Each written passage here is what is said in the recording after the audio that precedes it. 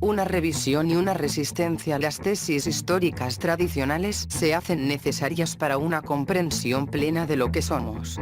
La historia oficial nos envenenó con falsos conceptos que se prestaron a todas las interpretaciones y que solo sirvieron a los dueños del poder. Este es el instrumento del poder. Quien controla el pasado controla el futuro. Quien controla el presente controla el pasado.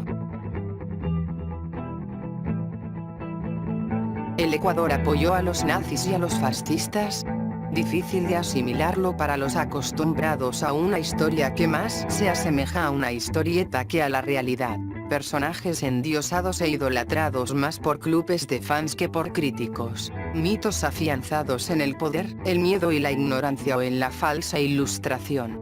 Tal es el sustento de la historia oficial que a su vez sustenta el mito de la sociedad actual. Las relaciones hispano-quiteño-germánicas primero y ecuatorianas-alemanas después, siempre fueron encausadas en los más cordiales y hasta afectuosos términos, orientadas por signos políticos, civilizatorios y culturales de colaboración y creación alimentada mutuamente. Antecedentes. En el siglo XVI Carlos I de España es también el emperador Carlos V del Sacro Imperio Romano Germánico. Carlos V proporcionó las armas, escudo, el estandarte y la denominación de muy noble y muy leal de nuestra capital, que son usados hasta el día de hoy, así como el título de ciudad, financiando y procurando la edificación de la naciente urbe San Francisco de Quito. Envía al místico, alquimista y mago flamenco Fray Jodocorrique para que se encargue de muchas providencias personales como la construcción del monasterio y la iglesia de San Francisco. Regala en 1545 como don personal suyo a la ciudad la imagen de la Virgen del Rosario, que hasta hoy se conserva en la capilla de este nombre en la iglesia de Santo Domingo.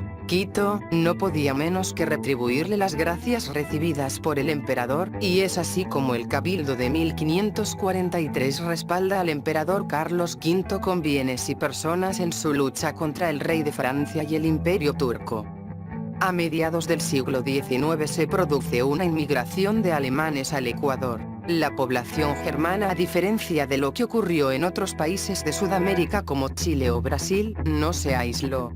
Se asentaron en las principales urbes como Quito, Guayaquil, Cuenca y Ambato. En la primera generación por lo general, no se combinaron en matrimonio con elementos locales, pero a partir de la segunda, fueron uniéndose con criollos de origen europeo y mestizos. Los futuros nacionalsocialistas surgirían de este enlace y serían junto a los alemanes llegados más recientemente el pilar del nacionalsocialismo en el país. Los hijos de alemanes con criollos incluso llegarían a ofrendar su vida en la Segunda Guerra Mundial. Las relaciones del Ecuador con las potencias del eje, en especial con la Alemania nacionalsocialista, fueron más que amistosas, desde un primer momento. En el primer gobierno de José María Velasco Ibarra se da un acercamiento diplomático al más alto nivel, entre los mismos jefes de Estado de las dos naciones. Adolf Hitler informa a su par ecuatoriano en misiva fechada el 23 de noviembre de 1934, dice: he asumido el día 2 de agosto de este año los poderes que me confiere dicha ley, que espera estrechar las relaciones de nuestros países y pide para eso a Velasco Ibarra el concurso de vuestra excelencia para la realización de esta tarea, y finalmente concluye diciendo: ruego a vuestra excelencia aceptar las seguridades de mi estima más perfecta. El Führer recibe una cordial y favorable respuesta del presidente del Ecuador, la correspondencia se iría extendiendo y la relación se iría estrechando, pues incluso Velasco Ibarra se convierte en un admirador personal de Hitler incluso hasta el final de la guerra. Posteriormente no conocemos su posición frente a esto. Por otra parte, con la Italia fascista ya se mantenía una colaboración estrecha, sobre todo en el campo militar y artístico. Los cuatro gobiernos ecuatorianos, que van desde la asunción del nacionalsocialismo al poder en 1933 al estallido de la guerra en 1939, la presidencia de José María Velasco Ibarra de 1934 a 1935, las dictaduras de Federico Páez de 1935 a 1937 y del general Alberto Enríquez Gallo de 1937 a 1938, 1938, y la presidencia constitucional de Aurelio Mosquera Narváez de 1938 a 1939, mantienen fluidas, cordiales y hasta fraternales relaciones de índole diplomática, cultural, científica, militar y económica. Para entender el porqué de la penetración nazi en Ecuador, debemos recordar que en la época el nacionalsocialismo no era el cuco del día de hoy, es decir, no tenía un rechazo generalizado en el exterior de Alemania, de hecho era una doctrina política altamente apreciada por buena parte de la élite local y hasta por el pueblo, como nos indica Pedro Velasco Ibarra. La mayor parte del pueblo tiene honda simpatía por el nazifascismo y por el sistema español. La influencia doctrinaria del nacionalsocialismo se hace sentir en estos gobiernos, por ejemplo Enríquez Gallo crea el Consejo Nacional de Economía para controlar los desafueros de la usura, de la especulación y de la banca local y la finanza internacional, revisa los contratos de las compañías extranjeras que se dedicaban a la explotación minera y petrolífera en detrimento del Estado como la Standard Oil y la Roosevelt Incorporated, y hasta expulsa a algunas de ellas, dicta leyes eugenésicas, expulsa a los judíos del Ecuador, crea los carabineros y las guardias nacionales tomados como modelo de la Italia fascista de Mussolini, que con sus legendarios carabinieri sembraba el terror y, por qué no decirlo, también el orden, en la Italia de su tiempo.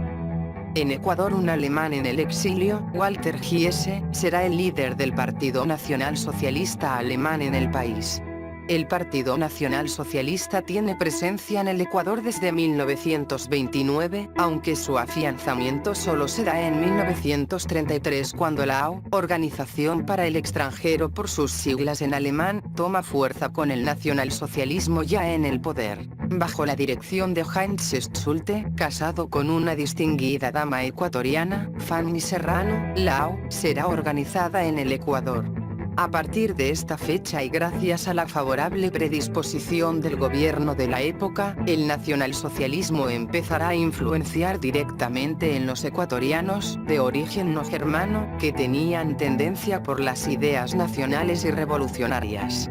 Las directivas provenientes de la central en Alemania recomendaban a los Deutsche Ecuadorian Parteigenossen, compañeros germano-ecuatorianos del partido, no inmiscuirse en política local del país en que residían. Las agrupaciones nacionalsocialistas debían ser solo punto de encuentro y reunión para alemanes interesados en tomar conocimiento y defensa de las ideas hitleristas. A pesar de esto, el inusitado interés de los ecuatorianos no alemanes por el nacionalsocialismo hizo esto casi imposible.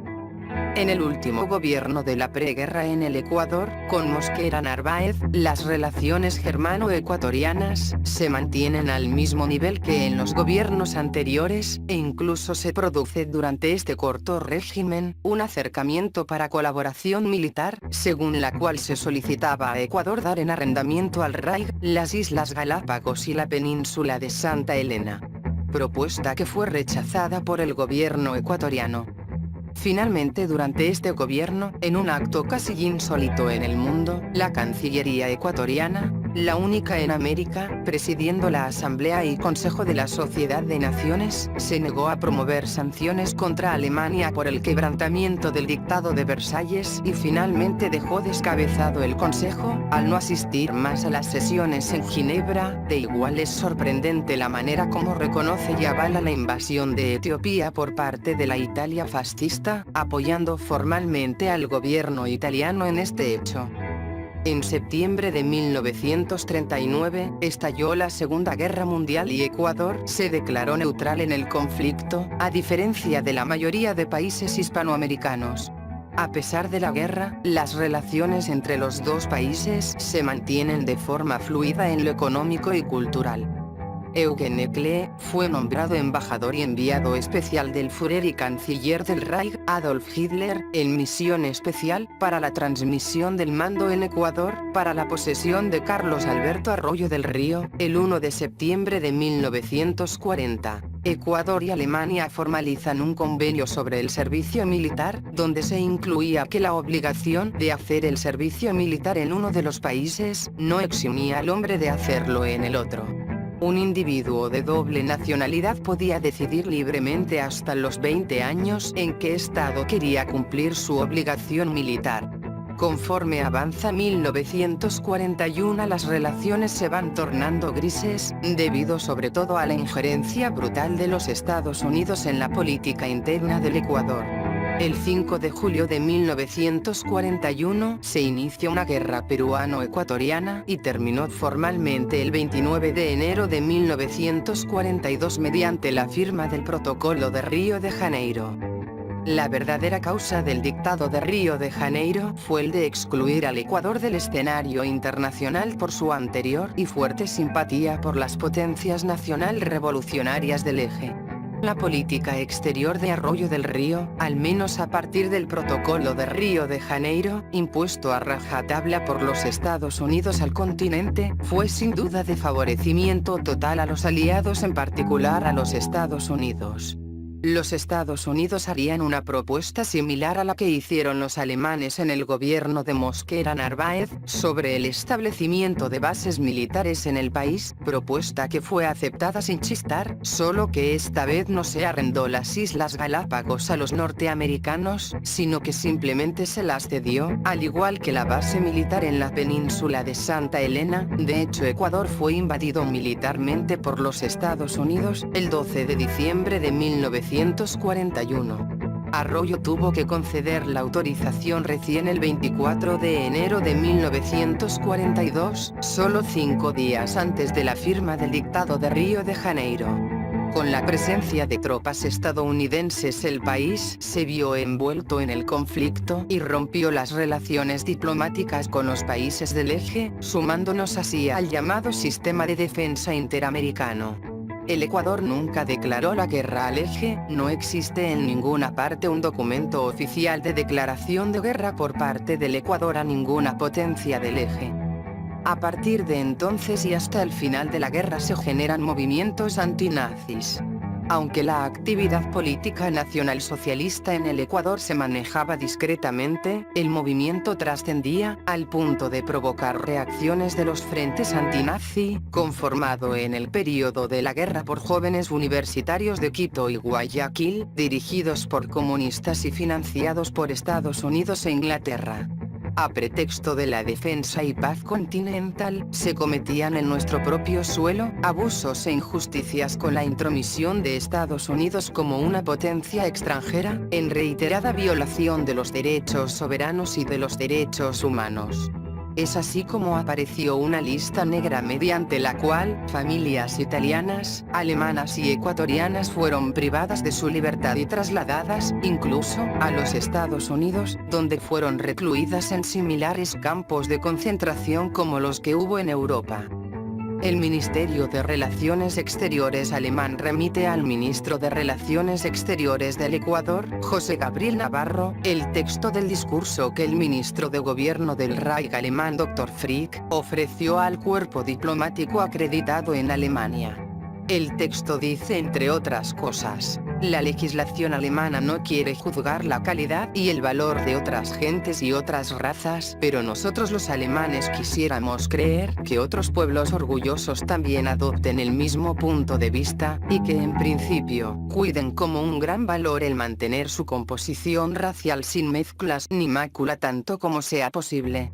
Aunque pueda sorprender a muchos que en un país multirracial como el Ecuador, con una minoría de origen europeo, con un fuerte y marcado mestizaje, las ideas racialistas hayan calado hondo, los hechos demuestran lo contrario. De hecho, gracias a que el Ecuador es un país multirracial, es que estas ideas han penetrado fuertemente a lo largo de los siglos en todas las razas existentes en el territorio ecuatoriano.